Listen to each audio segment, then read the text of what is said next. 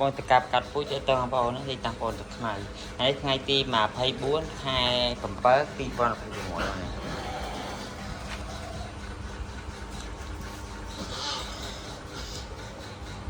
តែកាប់កាត់ទៅបងប្អូនណា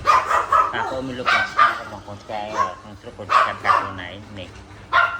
ថ្ងៃ24ខែ7 2021បងនេះ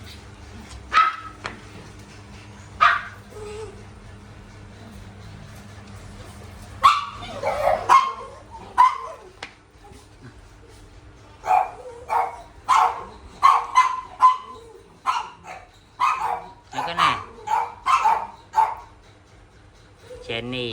ញីឈ្មោះ Jenny អាឈ្មោះអាស្អីចង់ភ្លេចឈ្មោះឆ្កែឈ្មោះច្រើនពេក